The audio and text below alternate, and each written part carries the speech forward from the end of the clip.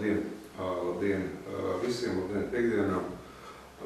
Atvainojamies par tehniskām problēmām, kas mums gadījās šodien. Mēs tāpēc nedaudz vēlāk izējam ēterā. Un šodien mēs runāsim par aktuālu programmu. Programma Daphne, kurā gadījumā tad es ceru, ka daudzi Latvijas nevalstiskās organizācijas startēs projektu konkursā līdz oktobra beigām, iesaņems šajā gadījumā dokumentus. Un šodien mums viesos ir faktiski viens cilvēks neklātienē. Un viesos klātienē mums ir Aija Vulle, nodibinājuma sociālo pakalpojumu aģentūras projektu vadītāja. Faktiski Aija tad ir milzīga pieredze šajās te programmā Daphne. Un tāpat mums šodien neklātienē mēs redzēsim 3 mazus sižetus, interviju, teiksim, ar Mārtiņu Balteru, bērnu jauniešu uzticības tālruņa valdes locekli. Labdien, Aija! Varbūt izstāst vienkārši vēlreiz par pašu Daphni. Varbūt sākam izstāst par jūsu organizāciju. Kas jūs tāda esat, ko jūs pārstāv, ko tu pārstāv vienkārši un ar ko jūs nodarbojaties? Šodien es pārstāvu sociālo pakalpojumu aģentūru, kā jau minēju, un šī ir nevalstiskā organizācija, kurai šogad jau aprit 10 gadi. Apsveic. Jā, paldies. Mums tiešām šogad ir tāds svētku gads, un mēs faktiski esam ļoti liela organizācija salīdzinoši nevalstiskā, jo mums patreiz ir aktuāls un atvērts vairākas struktūra vienības, un mēs esam ar mērķi sniegt kaut kādu sociālā veida palīdzību, uzlabot sociālos pakalpojumus, un mēs esam izveidojuši struktūra vienības. Mums ir ģimenes krīzes centrs Milgraus, kuru sieviete ar bērnu, kas cieši no vardarbības ir uzturēties dienakti. Mums ir Audžu ģimeņu apvienība Terēze, kur organizē dažādu veidu apmācības audžu vecākiem aizbildniekiem adoptētājiem, un tā skaitā arī nodrošinām kā tālāk izglītību un atbalstu šīm ģimenēm. Tad mums ir atsevišķa liela programma, ģimenes atbalsta programma, kur var saņemt konsultācijas gan pie psihologa, gan pie psihoterapeita. Tāpat mums ir bērnu un jauniešu dažādu veidu bloks, kur bērnu ir jauniešu apvienība OPA, kur jaunieši sanāk kopā, veido izrādes, piedalās pasākumos, filmē, fotografē un dažādi veidi vēl citas aktivitātes, kas jauniešiem ir pietiekuši radošas un interesantas. Tāpat mums ir darbs ar imigrantiem, kur mēs arī dažādi veidi projektus sagatavojam, īstenojam un mēģinām integrēt Latvijā cilvēkus, kas vēlas šeit tomēr uzturēties un dzīvot, kas ir uzskata Latviju par pietiekoši skaistu valsti, lai šeit dzīvotu. Un tāpat mums ir dažādi veidi starptautiskās programmas, kur mēs tā skaitā arī šī dienas aktuāla tēma, Daphnes programmu. Mums kā organizācijai šajā programmā ir pieredze gan kā projekta vadošajiem partneriem un gan kā sadarbības partneriem. Un, principā, šī Daphnes programma, viņai ir pietiekoši, teiksim, fleksibli un atbilstoši tieši nevalstiskam sektoram un īpaši mūsu šī tēmai, kas ir mūsu, teiksim, mērķu grupa sociālā sfēra. Varbūt izstāst īsumā par jūsu pieredzi Daphne. Pirmais mūsu Daphnes projekts bija sadarbībā ar Itāļu starptautisko adoptācijas organizāciju. Itāļi mums piedāvāja arī apmācības programmu, kur mēs sadarbībā arī ar pašvaldības policiju un sociālajiem dienestiem veicām apmācības un mēģinājām ieviest Latvijā institucionālās sadarbības modeli, kurš būtu tieši koncentrēts arī uz tēmu par vardarbību, kur vardarbībā cietusi ģimene varētu kompleksi saņemt palīdzību un šie speciālisti būtu izglītoti. Jo, kā mēs zinām, vardarbība pēc būtības ir sensitīvs dabas jautājums un ir jāprot runāt un jāprot uzdot jautājumu cilvēkiem, kuri cieši no vardarbības, līdz ar to ļoti cieši sadarbība un tā skaitā zināšanas nepieciešams darbiniekiem, kuri ar šo mērķu grupu strādā. Un šis projektiņš mums bija sadarbībā vēl ar Lietuvas partneriem.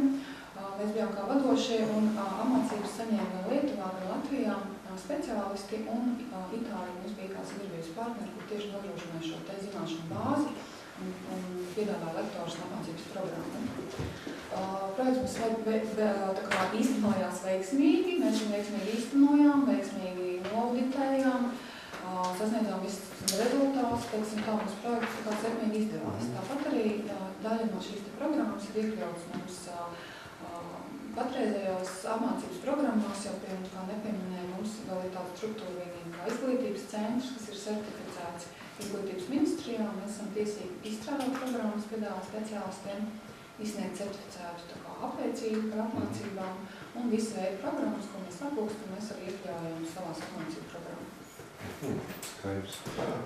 Un varbūt šodien pašlaik, tā kā mums jau viens viesis Mārtiņš Valters, ko mēs iepriekš nointervējām, tad līdz ar to Mārtiņam tad arī uzdots jautājumu līdzīgs kā šajā gadījumā un mēs varam apsīties arī, teiksim, šo, ko Mārtiņš par sevi teica. Atbildēs mums uz jautājumiem Mārtiņš Valters, kas ir biedrības bērnu un jauniešu uzticības tālrunis valdes loceklis. Tad būtu ļoti jauki, ja jūs varētu pastāstīt, kāda tad ir jūsu pieredze saistībā ar Daphne III programmu. Bērnu jauniešu uzticības tālrunis ir biedrība, kas nodarbojas ar to, kas sniedz bērniem palīdzību, tā kā viņi nonākuši krīzes situācijās. Tipiski mēs sākam 2002. gadā vai nekā jebkura bērnu palīdzības līnija vienkārši atbildot pa telefonu. Tagad mēs pārsvarā atbildam uz e-pastiem vai fórumos.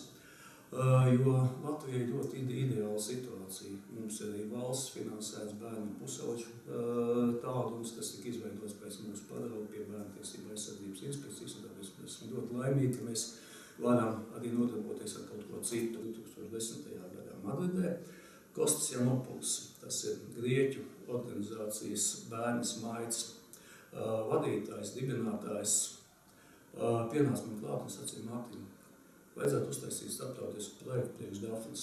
Es viņam uzreiz pateicu, es to nevarēšu izdarīt, jo man neviens tādu naudu nedos. Kāpēc? Tāpēc, ka ļoti svarīgi, lai tā organizācija, kas iesniedz, būtu pietiekami, atklāti bagāta. Kas dos nepakam šauta lielu gabalu. Un tā tas projekts tika iesniedz. Naudu mēs dabūjām, piedalījās projektā 6 valstis, pie kam te izvēle arī bija tā ļoti interesanta. Visas 3 Baltijas valstis, tātad Igaunija, Latvija, Lietuva, un tātad vēl bija Grieķija, Itālija, bija domāta Portugāla un Bulgārija, tāpēc tāda interesanta geogrāfija. Tāpēc, ka Eiropai svarīga vēl viena šī ziemeļu un dienvidu dimensija, kas arī jāņem vērā. Ja mēs būtu tikai ziemeļu valsts, vai tur būtu tikai dienvidu valsts, tad tas būtu, mēs nesaņemtu papildus punktus. Ja? Rezultātā projektu mēs, protams, īstenojām. Tātad mēs noskatījāmies ar pirmo fragmentu intervijā ar Mārtiņu, bet tā kā mums tēma šodien ir Daphnes programma, es gribētu, lai varbūt tu varētu izstāstīt par pamatprincipiem Daphnes programmā, kas būtu jāzina nevalstiskām organizācijām. Vispirms jau drošām nevalstiskām organizācijām jāizdomā, vai viņiem ir kapacitāte šo projektu pašiem vadīt, vai viņi ir gatavi partneri. Līdz ar to ļoti būtiski mainās šie iesaistes loma, tā skaitā arī atbildīgi, protams, un nepieciešamā kapacitāte, cilvēku resursi, kas var šo projektu novadīt. Ņemot vērā, ka tas ir Eiropas Savienības projekts, protams, Eiropā ir savi nosacījumi, kurus viņi tā kā vēlas, lai nevalstiskais sektors, ja vienalga kurš pretendents, tā kā pildītu. Tāds minimāls prasības parasti ir iesniedzējs un ir 2 sadarbības partneri. Tātad ir jāsaprot organizācijām, vai viņi ir gatavi būt kā sadarbības partneri vai kā iesniedzējs, līdz ar to šīs saistības ir savādākas.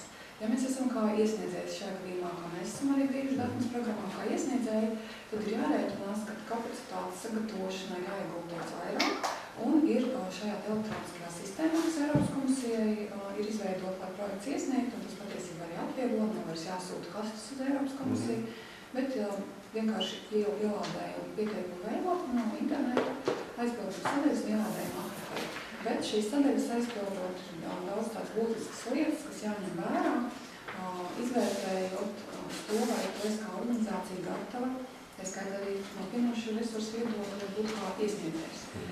Varbūt precizēt. Jā, jo šajā gadījumā Daphnes programma piedāvā līdzekļu apgūšanu sākot no, mums šķiet, no 100 000 eiro. Līdz ar to, ja 100 000 eiro ir minimālā programmas projekta summa, tad ir organizācijā jārēķinās, ka pēdējo 2 gadu laikā viņai ir jābūt spējīgai uzrādīt, ka viņas apgrozījumus finanšu pēdējos 2 gados ir bijuši 100 000 eiro. Es gribētu pārprasīt vienkārši 100 000 eiro kopā ar partneriem vienkārši vai? pašiem jābūt. Vienalga, ka partners pat paņem, teiksim, 50,000 un es 50,000, es iesniedzu. Viņi tā kā īsti nereķina vērā, protams, ir būtiski, ja ir kāds spēcīgs, stabils partneris, ir iespējas arī, kad partners piedāvā savu finanšu apgrozījumu, līdz ar to parādot, kad ir tomēr vēl sadarbības partneri, kur ir pietiekuši finansiāli spējīgi. Ja? Un patiesībā šis te ir viens no tādiem būtiskiem kritērijiem, kur arī mēs kā aģentūra bijām sagatavojuši arī projektu uz vienu programmu, un mūs arī tieši šī apsvēruma dēļ neapstiprināja, jo mēs tālāk netiekam uz kvalitatīvo kritēriju, ja mēs neizturam administratīvos kritērijus. Un administratīvos kritērijos šis finanšu kapacitāte ir viens no punktiem. Tāpēc nevalstiskam sektoram ļoti būtiski ir jāpārdomā savu kapacitāti, lai jāpalīdzētu savukārt spēcīgi partneri. Ja nevalstiskais sektors ir, ja organizācija Latvijā vēlas tomēr pretendēt šo programmu, protams, ir variants meklēt stabilu partneru ārzemēs, kurš varbūt ir gatavs iesaistīties un kuram šī te kapacitāte, tā skaitā finanšu, ir pietiekoši lielāka. Bet tādā gadījumā jārēķinās ar to, ka jebkurā projektā tas atbildīgais un tas naudas turētājs un tā skaitā projekta rezultātu tiešākais turētājs un īpašnieks būs iesniedzējs. Līdz ar to partneriem savukārt, protams, ir savas tiesības, ir savu pienākumu projektā, bet partneriem ir mazāka daļa parasti nekā tam iesniedzējiem. Bet, protams, atkarīgs no sadarbības partneriem vai vienoties dažādi projektā sadarbības modeļi ir iespēja. Runājot par finansēm, vēl jautājums par, tu minēji tātad, kad ir atbildības, ka tu esi iesniedzējs, bet vai tāda pati kapacitāte ir arī attiecībā uz, ka tu esi partners? Nē. Tad ir savādāka kapacitāte, tad tev arī netiek prasītas tavs finanšu apgrozījums, jo visa nauda, ko Eiropas komisija par projektu tātad piešķir, ir 80% no 80% ir pēc līguma parakstīšanas 60 dienu laikā iekrīt kontā, kas ir iesniedzēji. Līdz ar to faktiski tas mehānisms, kā Eiropas Savienība vēlas aizsargāties no iespējamiem kaut kādiem sadalījumiem vai naudas neskaita katram partnerim, bet ieskaita konkrēti projektu vadošajiem partneriem kontā visus tos 80% no 80%. Un tālāk savukārt, kāds ir finanšu mehānisms un sadarbība ar partneriem, kādā veidā notiek norēķini, tas jau ir iekšējais jautājums organizācijā. Un tāpēc arī šiem sadarbības partneriem faktiski ir daļa, ka mēs naudu faktiski neredz teorētiski. Jo ir arī projekti, kur sadarbības galvenais īstenotājs nemaz neieskaita sadarbības partneru kontos, bet veids apmaksas patiešo. Mums tā, piemēram, arī ir mūsu organizācijā tāda prakse, mums ir jauni partneri, kuriem mēs tieši naudu neskaitam, bet viņi invoices un rēķini saistībā kādiem viņu izdevumiem sūta mums, un mēs veicam apmaksu no savu kontu. Ja? Arī eksperta pakalpojums. Jā, tieši tā. Tad, protams, ir grāmatvedības nianses un tādas lietas, ja, bet tas ir iespējams, un šie finanšu nosacījumi tomēr būs tās nopietnākos projektu izniegums. Labi, tālāk, ja mēs esam izgājuši cauri atbilstības administratīviem kritērijiem, tālāk ir kvalitātes kritērija. Varbūt, kas šeit ir jāņem vērā, kādi ir kvalitātes kritēriji un kas būtu jāņem vērā? Principā ir tā, ka organizācijām vairāk ir ko jāapzinās, ka viņam jābūt šai projekta idejai un projekta aktivitātēm interesantai arī Eiropas līmenī. Respektīvi, ja jūs tomēr esat kā organizācija, kur vēlas attīstīt kaut ko lokāli, saņemt kaut ko izveidot lokāli, īpaši viņiem varbūt neinteresē, bet ārvalstu pieredzi vai paši spēki apzināt ārvalstu pieredzi, tad Eiropas Savienībā šādi projekti nav interesanti. Tāpēc mums ir struktūra fonds katrai valstī piešķirta Eiropas Savienībā, un šāda veida aktivitātes, kas ir nacionālā līmeņa, attīstība nacionālā līmeņa, kaut kāda projekti, tie mums tomēr ir tāda struktūra fondiem iet un tos administrē Latvijas institūcijas. Eiropas komisija vairāk interesē šis Add European Value, kas ir šī pievienotā vērtība tieši Eiropas līmenī, lai šie ieguvēji būtu vairākas valstis no Eiropas Savienības dalībvalstīm, kas apmainās savā starpā ar pieredzi un šo labumu teorētiski no projekta gūst vairākas valstis, un ir vairākas valstis interesētas šī produkta kā rezultātu vienalga projektu, ko paredzēts ir sasniegt saņemšanā. Un līdz ar to tas ir ļoti būtiski spēt pamatot šo te vajadzību arī citām valstīm, spēt pamatot šo ieguvumu citiem Eiropas pilsoņiem. Tas ir tāds būtiskākais un lielākais šīs atšķirības veids no vietējiem nacionālajiem projektiem. Skaidrs, varbūt vēl atgriezīsimies pie finansēšanas. Es gribētu vēl precizēt sekojošo, vai 20% tas ir ieguldījums dzīvā naudā, vai tas var būt ieguldījums natūrā? Principā jāstāsta pēc programmas. Ir tā, ka arī agrāk bija ļoti daudz ieguldījums, tas tā kā natūras ieguldījums, bet pēdējā laikā faktiski programmas vairs to neakceptē. Ka tas attiecas kā neattiecināms izmaksas, to vairs tā kā negrib pieļaut programmas. Līdz ar to šis tiešās naudas ieguldījums ir, protams, jāņem vērā. Un plus vēl jāņem vērā, kā es pirms tam minēju, kad sanāk, ka projektu iesniedzējiem un projektu partneriem jābūt spējīgiem noklāt ne tikai šo līdzfinansējumu 20 daļu, bet arī šo pēcapmaksu pēc projekta īstenošanas šie 20%, kas it kā vēl ir Eiropas daļa. Respektīvi, lai īstenot projektu, kurā gadījumā ir vajadzīgs 100% finansējums, Eiropa tad izskaitās 80% no 80%. Tātad sanāk 20% līdzfinansējuma daļa, kas tev ir jānodrošina naudā, un plus 20% vēl ir tā kā jāizdara priekš Eiropas daļas, lai projektu varētu īstenot. Un tās arī parasti ir pietiekuši liels naudas, pietiekuši lieli resursi, kas iespējams baida nevalstisko sektoru, bet jāņem vērā, kad arī projekta laikā veidojas dažādi ietaupījumi, un šī te iespējamā projekta summa netiek sasniegta. Un līdz ar to ir, protams, ļoti nopietni un rūpīgi jāpārdomā par grāmatveža atbildību projektā. Mūsu organizācijā ļoti spēcīga grāmata, tad ļoti, tā seko līdz visiem izdevumiem, ienākušiem, izējošiem, lai mēs varētu būt spējīgi nosekt tuvākā laika aktivitātes un kā šo finansējumu piesaistīt. Un tāpēc šie līdzfinansējuma jautājumi un naudas kā skaidrs naudas apgrozījums, viņš ir būtisks un, diemžēl, pēdējā laikā Eiropas programmas tikai pieļauj skaidrs naudas līdzfinansējumu. Skaidrs.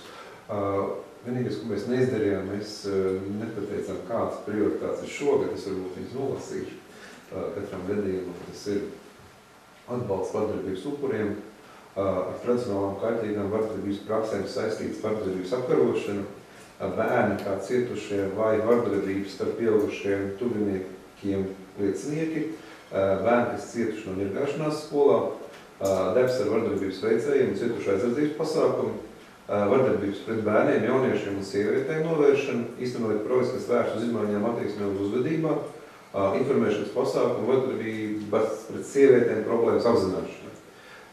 Šis tās aktivitātes, un kā tu teici, īstenībā, kad viens no galvenajiem kritērijiem ir atrast interesantu ideju.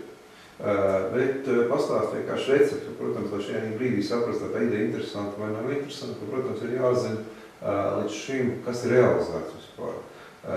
Kur var meklēt, lai zinātu, kas līdz šim ir darīts un kas nav darīts.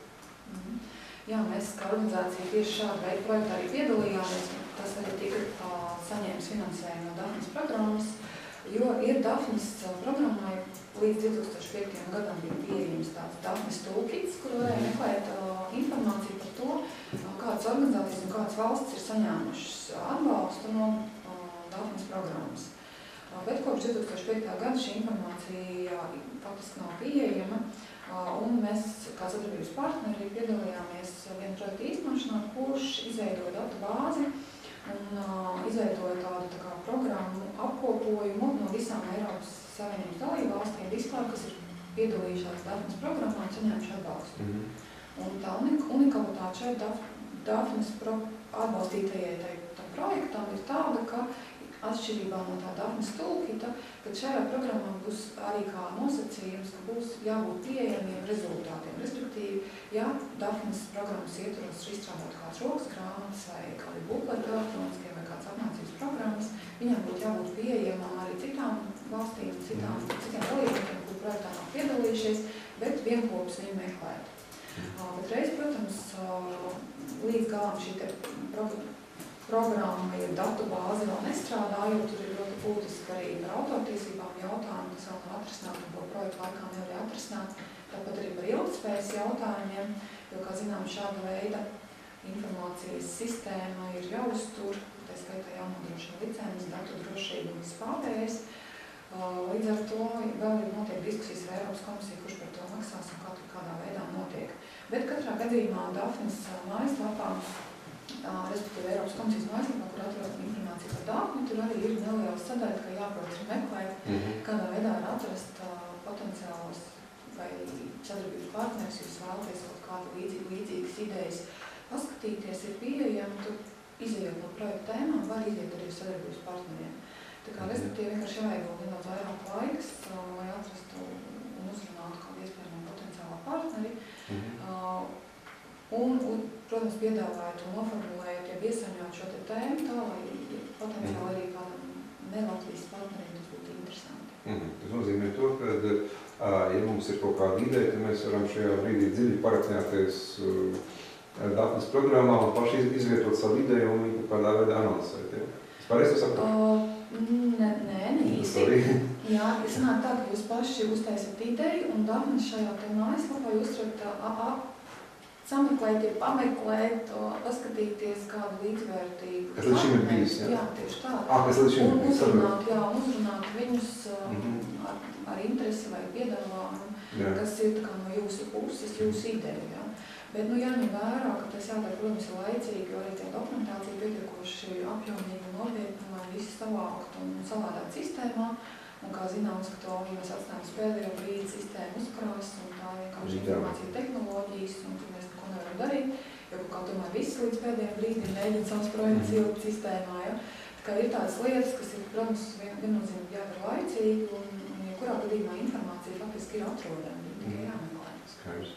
Mums pievienojusies Zīte, Romiņa, raksts ar to šo sveikājiem. Lūdzu pastāstīt par programmu dalībnieku aktivitātēm, kas jau notikušas, kādus labos piemērus. Labos piemērus. Jā, Daphnes programmas, ja? Protams, ne jau par citu. Principā ir tā, ka šie labie piemēri faktiski jau vispār, man liekas, nevalstiskām sektoram, ja ir kāda programma, kas dod naudu, lai nevalstiskais sektors varētu attīstīt kādu ideju un varētu sniegt savu kapacitāti kopējās valsts kaut kādu labumu gūšanā, un vispār tas ir apsveicami. Jebkurā gadījumā man šķiet, ja kurš projekts, kurš ir saņēmis Eiropas Savienības finansējumu, ir gan atbilstoši labs un gan, teiksim tā, mums visiem kā ieguvums viennozīmīgus atrodams. Kā pozitīvs piemērs, faktiski mums no katra projekta, no kādā pozitīva piemēra, un faktiski mēs arī nākošās projekta idejas un nākošās sadarbības partnerus faktiski atrodam, īstenojot šos te jau finansējumu saņēmušies projektus. Jo braucot pieredzi apmaiņas vizītēs, protams, mēs aizbraucam ne tikai uz to institūciju, organizāciju vai iestādi, kur ir sadarbības partners, bet mēs pavaram plašāk ainu, mums, protams, aizved vizītē vēl kādu, mēs palielinām savu kontaktu loku, mēs redzam esošo situāciju uz vietas, un mums veidojas jaunas idejas un jaunas kaut kādas jauni priekšlikumi, kādā veidā mēs varētu sadarboties ar nākamajiem uzsaukumiem. Līdz ar to šie labie piemēri faktiski ir ar katru projektu, jo katrā projektā mēs tomēr atrodam vēl papildus kaut kādu unikalitāti, ko mēs neredzējām tajā brīdī, kad mēs viņu rakstījām. Jo iespējams ir kaut kāds, protams, kā jebkurā projektā visādi riski un visādas problēmas un visādas tādas kaut kādas aizķeršanās, jā, bet katrā ziņā jebkurš projekts, kas ir, viņš ir spējīgs tā kā iedot kādu ļoti labu tādu pozitīvu pieredzi mums kā organizācijai. Ok, es to tomēr... Es šajā gadījumā tomēr tā kā partizāns izstāstīju apkārt, bet pasaka varbūt, teiksim, kas tev, teiksim, varbūt viens no taviem organizētajiem projektiem, ja? Bet varbūt, kas tiešām likās, wow, super ideja vienkārši. Kāpēc man neienāca viņa prātā? Varbūt tā mēs varam domāt kaut kādu labu piemēru, teiksim, no Daphnes. Tā, no Daphnes. Tad ir jāpadomā, jo faktiski jebkura veida šīs te apmācības, ja tie paši Itāļa, ko mums sniedza pieredzi saistībā uz sadarbību starpinstitucionāla. Mums, piemēram, kā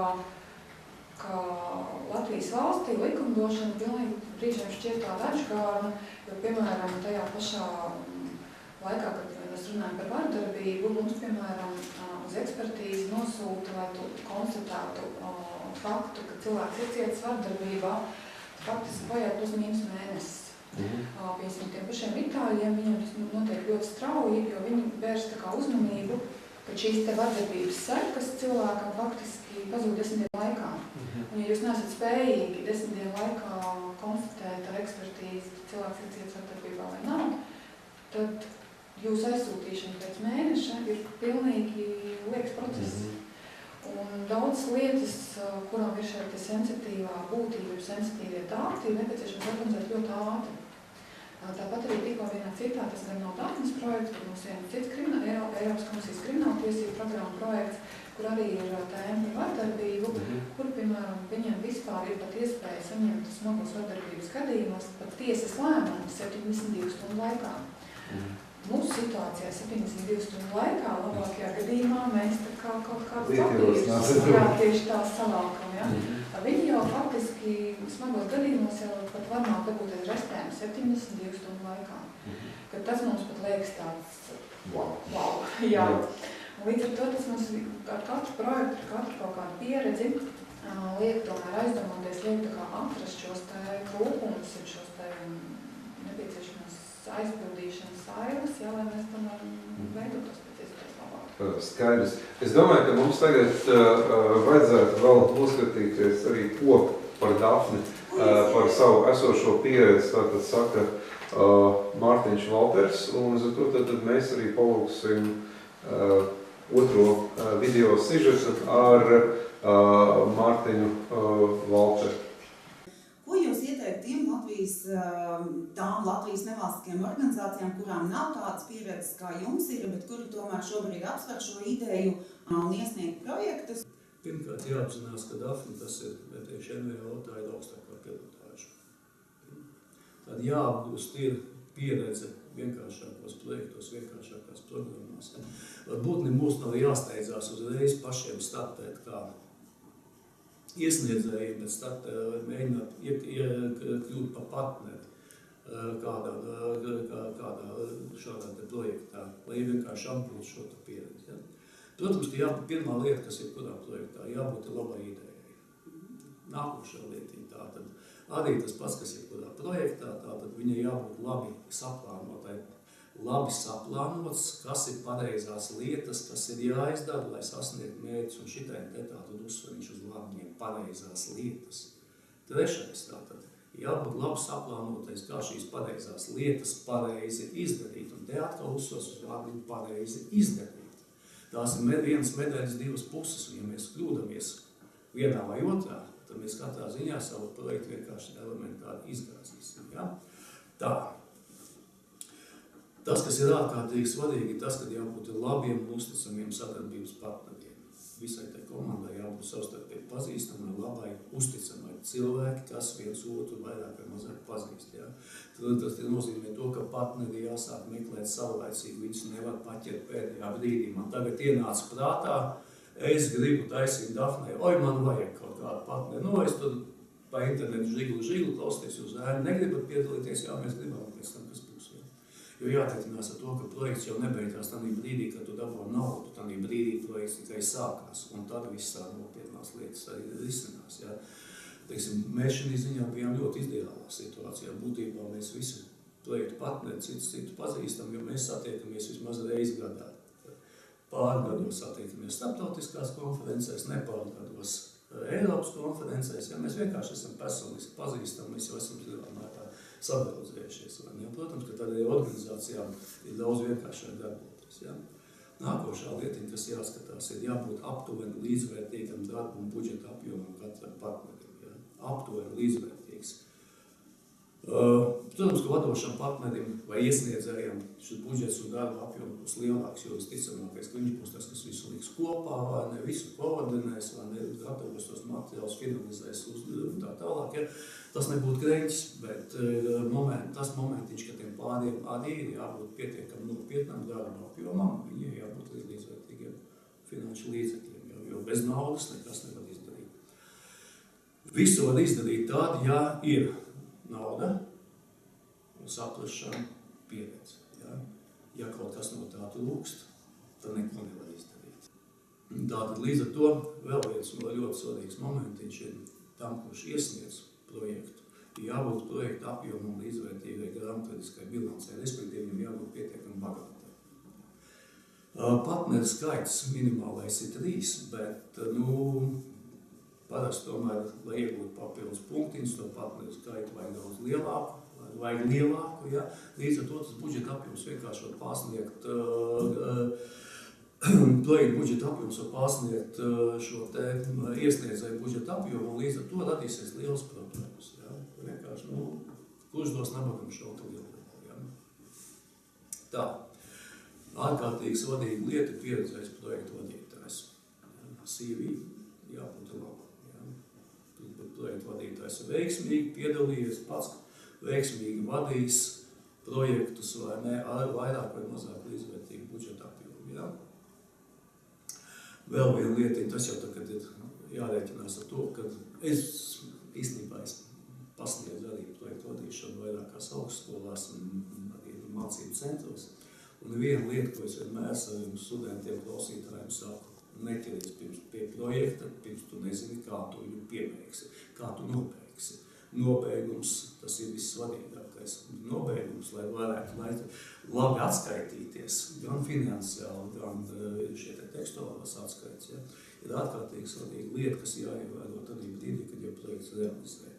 Ļoti rūpīgi jādokumentē visi iznākumi, nodevumi, rezultāti, lai būtu tas, ko pielikt klāt, ka jā, mēs tur bijām, jā, tas ir izdarīts, reku ir bildīti, reku ir raksts avīzē, reku ir televīzijas pārraide un tā tālāk, vai ne? Viss šī dokumentācija ļoti rūpīgi jāvāc. Ja? Un pats par sevi finansiālā uzskaita. Ārkārtīgi rūpīgi finansiālā uzskaita, vai ne? Un ļoti rūpīgi jāievēro visi šie norādījumi, kā Daphnes programmā ir, ko drīkst darīt, ko nedrīkst darīt, kas ir attiecināmās izmaksas, kas ir neattiecināmās izmaksas. Un vēl pats nebūtu ne pēdējā lieta, vai ne? Jebkurā projektā tiek prasīts ilglaicība. Kā tiks nodrošināta ilglaicība? Lai projekts nebeigtos, viss, ja? Mēs arī uztaisījām mājaslapu, tur viss šie rīki ir, bet jānodrošina arī šī ilglaicība. Lai šī mājaslapa ne tikai vienkārši statiski grieztos un tāda, kā mēs viņu šādi sākumā pavēru uztaisījām, bet vēl 3 gadus šeit mājaslapā jātiek arī atjauninājumu iekšā, jāliek iekšā jauna informācija. Līdz ar to saulaicīgi jāieplāno, kā šo ilglaicību nodrošinās. Tas nav neiespējami, bet tam arī nauda. Ja? Un tāda projektā saulaicīgi jāparedz nauda ilglaicības nodrošināšanai, bet tāda dilemma parādās. Tev jāatskaitās līdz pēdējiem eurocentam uz to brīdi, kad tu esi iztērējis viņu, tad uz to brīdi, kad projekts ir pabeigts. Un nevar atstāt vēl naudu, kur iztērējuši nākošos 3 gadus. Tad pareizi jāizdomā, kā mēs šo te problēmu atrisināsim. Ok, mēs esam uzskatījušies tad otro sižetu ar Mārtiņu Valteru, un es domāju, ka jūs viens otru ļoti labi papildinājāt, bet nobeigumā, protams, mums vēl palikušas laiks ir, es gribētu, tomēr vēl precizēt vairākas jautājumus. Pirmais šajā gadījumā, tāpat kā tu pieminēji, arī Mārtiņš pieminēja par partneriem. Es saprotu vienkārši, ka jums ir šajā gadījumā 10 gadus liela pieredze, jums ir ļoti daudz jau partneri zinām, bet ko darīt, tādām organizācijām, kurām tiešām varbūt nav šī pieredze projektus, kur viņi meklē partnerus? Ir tā, ka principā es nedomāju, ka ir organizācijas, kurām nav neviena sadarbības partneri, viņiem zinām kaut kādu kontaktu informāciju kādām no citām ārvalstīm. Vajag mēģināt caur viņām, dabūt arī uzrunāt un jautāt, kādi ir viņiem pieejamie resursi, vai viņiem nopietņsim, ja mēs prasam kādiem itāļiem, mēs viņiem jautājam, varbūt jums ir kaut kas Spānijā zināms, varbūt jums par šo tēmu ir vēl kaut kur kontaktu, un tas tīkls un tā ķēdīt viņam aiziet. Tikai nevajag būt kūtriem, nevajag baidīties, vajag tiešām prasīt un meklēt un jautāt šo informāciju, jo cilvēki dalās, un tas nav nekas slēpjams, un šī kontakta informācija vienmēr ir pieejama. Tāpat arī nevajag baidīties jautāt valsts iestādēm. Tā pašā Labklājības ministrijā vai Valsts aizsardzības inspekcijā viņam arī pietiekoši lielas pieredze, pietiekoši daudz ir bijuši sadarbību braucieni un partneri braukuši pie viņiem, viņu citur, ja? Arī jautāt šādu veidu institūcijām atbalstu uz partneru meklēšanu, atbilstoši savai tēmai. Jo mēs arī tādā veidā vienmēr iesaistām projektos partneri, kā Mārtiņš teica, ka viņi ļoti uz personiskiem kontaktiem, personiski zina. Protams, šāds partners ir uzticams, viņš ir stabils, tu zini, ka no viņa nāks arī atskaits un vispārējais, ja? Bet mūsu projektos ir arī tādi, kurus mēs faktiski pirmo reizi ieraugām Kikapa mītiņā. Un līdz ar to šī uzticība tikai veidojās. Un tāpēc vienmēr arī braucot kaut ko vai pieredzes apmaiņās, mēs mēģinām tomēr paņemt šo te loku daudz plašāk, turpinām uzturēt kontaktus un par sevi atgādinām ik pa laikam. Jo šī te sadarbības partneru jautājums, viņš nav tā, ka viņi nevarētu atrisināt. Es nedomāju, ka šī te būtu lielākā problēma, kas ir saistīta uz pieteikšanas programmā. Es domāju, ka lielākā problēma tomēr būtu šo savu ideju iesaņot, savu ideju spēt uztvert viņas unikalitāti, spēt piedāvāt šo te iespēju, ka lūk šeit ir ideja, mēs ļoti jauka kompānija, kas to var īstenot, mums ir šāda veida resursi, mēs plānojam šādus rezultātus, šiem visam jābūt skaidram, caurspīdīgam, un tad nav problēmas saņemt finansējumu. Jautājums, kādā veidā tiešām noformulē šo savu ideju un iesaņu.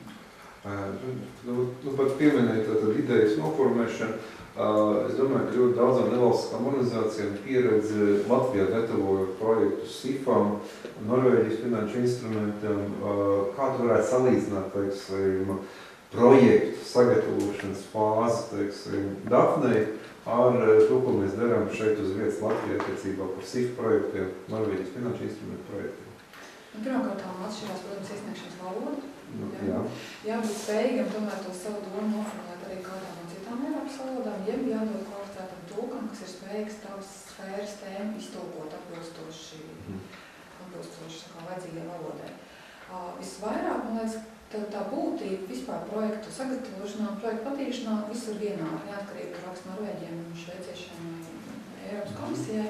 Būtība, kurā gadījumā, kurai veidlapā ir ierobežots dzīves skaits, ir tev jāspēj noformulēt, jāspēj atspoguļot savu ideju skaidri, kodolīgi, neizplūstot, neveltot ūdeņu gabalus, tāds mums vairs nav. Agrāk varbūt bija neierobežots veidlaps, bija rakstīt maksimāli 3 lapas, un tad tu varēja rakstīt un rakstīt. Piemēram, Daphne programmā viss vienkārši tā neiet tālāk. Kursors viņš apstājās, ja tu nespēji šajā te veidlapā noformulēt savu domu, tu mums tālāk netiec, jo visas šīs te veidlaps, viņas ir nav varbūt ir uzlaužamas, ja, bet viņas ir visas, kā tur saka, slēgtas, ja, un tur ir tik vietas, cik tur ir. Un tev ir jāspēj noformulēt savu domu ideju tā, ar skatu, ka ne tikai tu teici par to, bet ja cilvēks lasa no malas, arī viņš saprot to tavu unikalitāti un saprot to koncentrētību idejai, un ka tā būs kāds turpinājums un turpināks rezultāts arī. Ne tikai, ka šī ideja ir spēja dzīvot šos 2 gadus, un tad ir kaut kur nomirst. Ja. Ir jāspēj tomēr šo visu pagriezt un pavērst tā, ka tā ir ilgspējīga. Ja. Un varbūt ir pāris vārds, teiksim, par kādu projekta vadības specifiku, teiksim, šim te Daphnes projektiem, tur kaut kas tāds varbūt ir īpaši.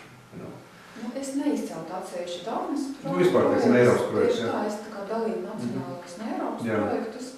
Specifika ir tāda, ka arī Mārtiņš mums šķiet minēja par projektu vadītāju profesionālitāti, tas tomēr ļoti būtiski, jo faktiski sanāk tā, ka tas ir kā tāds mazs uzņēmums, veidojās uzņēmumā, kurš kaut kādu produktu ar savu komandu aizdīs līdz galam.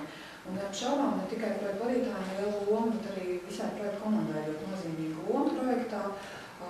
Ļoti būtiski, ka katrs saprot savu ieguldījumu, savu atbildību un savus pienākumus. Bet, ko es gribētu tā kā saistībā par tām atšķirībām, ir tā, ka patiesībā no manas prakses vadīt Eiropas komisijas projektus, teiksim, ir vieglāk.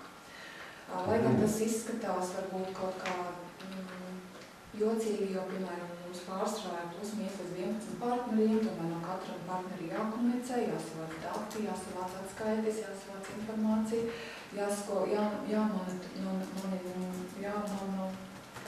jāpārvalda, jāpārskata, ja, ko viņi dara savā valstī, lai tiek nodrošināts viss publicitāts, viss tādas lietas, ja. Varbūt tas kādam liekas sarežģīti, bet tā atskaites sistēma, ko prasa Eiropas komisija, kādas ir viņiem, atskaišu veidlaps pie projekta starposmu pārskatiem vai noslēguma pārskatiem, ir daudz vienkāršāks nekā mums Latvijas projektiem, diemžēl. Skaidrs. Tad katrā ziņā, teiksim, cik es saprotu vienkārši no tevis, tad sagatavojot projektu ir mazāks informācijas apjoms tiek prasīts, viņš tiek precīzāk noformulēt, tāpēc ir atskaišu ziņā, viņš ir vienkāršāks un mazāk birokrātisks. Teorētiski ir kā mazāk birokrātisks ir, bet daudz vairāk resursu tomēr ar partneriem, ar partneru kaut kādas informācijas ir kontaktu vākšana no partneru puses, tur tu iegūti savukārt to daļu, kas tev atkal nav Latvijas projektiem tik daudz jāiegūt iespējams. Ja? Bet es tā nevarētu teikt, ka šī informācija būtu kaut kur būt mazāk prasīta, kaut kur vairāk. Viņa pa lielam, viņa ir līdzvērtīga, jā, līdzvērtīga. Tikai jautājums, viens prasa vairāk tiešām to Eiropas līmeņa pamatojumu, viens savukārt vairāk prasa uz to, kas mainīsies valstī no tā, kad īstenos projektu. Tas pa lielam ir tā atšķirība, pēc būtības tur nekas tāds sevišķi savādāks nav. Skaidrs. Un varbūt vēl, kurā gadījumā es gribētu zināt, tad, kas notiekās ar pārbaudēm, attiecībā par Daphni, cik viņas ir stingras, vai vispār notiekās pārbaudas, kā tiek kontrolēts visas šīs lietas? Nu jā, jārēķinās ar to, ka jebkurā gadījumā naudas devējs gribēs veikt kaut kāds audits vai pārbaudas projekta īstenošanas vietā, un tā skaitā arī pie noslēguma projektu kaut kādiem sasniegtiem rezultātiem. Mūsu organizācijā ir tā, ka mēs vienmēr un visur lielajos Eiropas komisijas projektiem paredzam auditu. Tas ir obligāti? Nav kā obligāti prasība, viņa netiek prasīta, bet mēs to iekļaujam kā Eiropas finansējumu. Attiecināmās izmaksās. Tieši tā, attiecināmās izmaksās. Pirmkārt, mēs paši pasargājam sevi. No tā, ka varētu kādam rasties aizdomas par to, kas tur ir noticis, ja? Un mēs paši jūtamies drošāk, ka certificēts auditors atnāk pārbaudums projektu pret prasībām, ko izvirzīs Eiropas komisija, pret līguma prasībām, grantu prasībām, ja? Un sniedz šo savu vērtējumu. Tas ir viens, ko mēs vienmēr pie noslēguma ziņojumiem pievienojam starptautiskā audita kompānijas rezultātu. Bet, protams, Eiropas komisijai arī grantu visos līgumos ir nosacījums, ka viņiem ir tiesības pēc projektu īstenošanas 5 gadu laikā pie tevis ierasties un pārliecināties, pirmkārt, vai tu uzturi rezultātu, pārliecināties, vai visa dokumentācija, ko tas aizsūtīs, tiešām atbilst patiesībai, un, respektīvi, veikt auditu. Bet to viņi nedara pilnīgi visiem projektiem, to viņi dara izlases kārtā, un mūsu organizācijā mēs darbojamies jau 10 gadus, un pie mums Eiropas komisijas ciemos vēl nav bijusi. Žēl, vai ne? Nesūdzamies, nežēlojamies par to, bet iespējams, varbūt viņiem ir kaut kāds, es nezinu, 2 veidu saraksts, piemēram, tās organizācijas vai tie projektu noslēgumi, kurām ir auditziņojumi pievienot, tiem, kuriem nav, varbūt viņi tādā veidā kaut ko atlasa, bet katrā ziņā pie mums jau ciemos neviens no Eiropas nav bijis. Mums, cik mēs īstenojam arī nacionālā līmeņa projektus, pie mums vienmēr vismaz vairākas reizes atnāk nacionālā uzraugošā institūcija, ciemos un pārbauda un izauditē mūsu projekts būs šķērs, bet no Eiropas nav kādības. Skaidrs. Un es saprotu vienkārši šajā brīdī no tevis, ka vairākas lietas vienkārši tas, kad gatavo projektu, ir jāņem vērā, teiksim, varbūt pieredzējis projektu vadītājs. Ideja būtu unikāla. Tāpat es atzīmēju to, ka es domāju, ka noteikti arī dabūtu papildus punkts par auditu, teiksim, ārējā, teiksim. Kas varbūt ir vēl tādas lietas, kas būtu vēl, teiksim, tāds, tavs know-how, kas būtu, teiksim, jāņem vērā, vienkārši tās niansītes, vienkārši gatavot šādu veidu projektu? Protams, partneru atbilstība. Jo, ja mēs mīsim, ja mums tā unikalitāte ir saistīta ar kaut kādu tēmu, piemēram, šajā gadījumā Daphnei pārsvarā viss ir vardarbība. Tad ļoti būtiski, lai šie partneri, ko tu sanāks, viņi būtu atbilstoši tavai tēmai, par ko tu rakstu projektu. Lai tas nav tā, ka mēs mīsim saistībā ar tēmu par vardarbību, bet sameklējam partnerus, piemēram,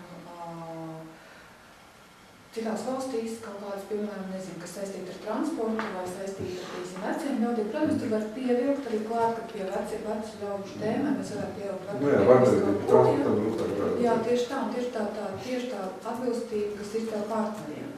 Tāpat ļoti būtiski ir šī komanda, ko es vēlreiz uzsveru, ja šeit visi iesaistītie cilvēki, viņi pieredze projektos un vispār organizācijā iespējams kā tādām. Tāpat arī ekspertu piesaisti ļoti būtiski, ka tomēr atbilstoši tēmai pieredzējuši eksperti tiek piesaistīti konkrētā tās idejas īstenošanai. Un principā jau tas veiksmes rezultāts faktiski ir, man liekas, tā spēja tomēr noformēt uz savu ideju, jo būsim godīgi kaut ko nenormāli jaunu un šausmīgi, ja to pašu vardarbību mums ir faktiski katru gadu šī tēma kā vardarbība kā tāda, jau atkārtojas. Bet atrast šeit pašai vardarbībai pret sievieti, vardarbībai pret bērniem, pret jauniešiem, kaut ko tādu to unikalitāti, viņai nav jābūt pilnīgi visām kaut kas šausmīgi jauns jāizdomā. Bet kaut kādu niansīti vai kaut kādu pamatojumu atrast tam, kāpēc tieši šajā brīdī mēs pie šīs tēmas esam nonākuši un kāpēc mēs ar Eiropas naudu gribam īstenot. Ja? Līdz ar to visbūtiskākais tomēr ir spēja noformulēt ideju, spēja noformulēt savu pamatojumu un izvirzītās aktivitāšu ieguldījumu tās tēmas sasniegšanai. Tu esi pieteikuši pieredzējusi Daphnes projektos, bet es gribētu tev jautāt vienkārši, kā rīkoties nevalstiskām organizācijām, ja viņiem tiešām vajag kaut kādu padomu, gatavojot projektu un tam līdzīgi, vai Latvija ir kaut kāda institūcija, kas to palīdz, vai nevajag, vai tieši Eiropas komisija jāatgriežas, kā šeit notiekās? Īsti jau laikam nav joprojām, un tas jau sanāk kā maksas pakalpojums. Principā palīdzēt sagatavot ideju, tas pēc būtības ir palīdz attīstīt manu biznesu savā veidā. Ja? Jo, ja kurā gadījumā nevalstiskajā organizācijā katrs projekts faktiski ir tas viņas bizness. Ja? Viņas tā būtība, ko viņi tātad ir izvirzīts kā mērķis, kādā veidā viņiem ir iespēja savus mērķus uzdevumus sasniegt. Bet jāņem vērā, ka projektu vadītāji vispār ir nespilgti cilvēki ar savām, zināšanām, ar savu pieredzi, ko viņi ir ieguvuši, kad, man liekas, ka būtiski tomēr ir meklēt iespējas, ja nepieciešams, pie projektu konsultantiem, pie projektu vadītājiem, kas ir pieredzējuši un jautāt šos te padomus, jo nevienmēr ir jādomā, ka manā gadījumā, kad es tikai rakstu vai tikai vadu projektu. Es arī sniedzu konsultācijas, sniedzu arī kaut kā veidu atbalstu organizācijām vai institūcijām, kuras pašas iespējams ir spējīgas uzrakstīt, man ir vajadzīgs pārskats, ir palabojumi, precizējumi kādi šo savu projektu ideju, vai arī projektu īstenošanas laikā paņemt kvalitatīvi pašiem no pieredzi, protams, viņi ir kapacitāti jāuzlabo, kā lai cilvēks tiek pie pieredzi, viņam nav pieredzi, ja? Bet sākt ar kaut kādiem mazākiem projektiem, vai arī mācīties un pieņemt darbā vai vienoties ar projektu vadītāju, kurām pieredzi, vai pāraugt šo projektu īstenošanu, vadīšanu. Ja? Tā kā, es nezinu, nav nekāds tāds vaigās recepts, kur to varētu meklēt, vai darīt, tas ir tīri prakses un pieredzes un kontaktu jautājums. Jā, tas, ko es varbūt arī gribēju daļai arī dzirdēt, ne tevis bija šis viens atbildi, protams, otra lieta, ka mēs gatavojot šo te pārēju, mēs konstatējam, ka šī ir viena no retajām programmām Latvijā, no Eiropas programmām, kur faktiski nav neviena atbildīga. Nav neviena atbildīga nevienā ministrijā, jo faktiski Labklājības ministrijai, kurai tas būtu kā jādara, viņi saka, ka jā, teorētiski mums tas būtu jādara, bet mēs neesam šeit, mēs to nedaram vispār. Ja? Līdz ar to, teiksim, šis te atbalsts oficiālais, kas ir no ministrijām, dotajā brīdī nav Latvijā. Līdz ar to tāda maza, teiksim, bezatbildība mums, kas attiecās uz šo programmu. Labi, es domāju, ka mūsu laiks faktiski jau ir līdz izskrienējis, varbūt noslēgumā, ko tu novēlētu tām organizācijām, kuras tiešām grib šajā šajā programmā. Gribas jau novēlēt tomēr būt ambiciozām, tomēr sakoncentrēt resursus, sakoncentrēt idejas un pieteikties. Tas nav nekas tāds sarežģīti, neiespējamā misija, ja?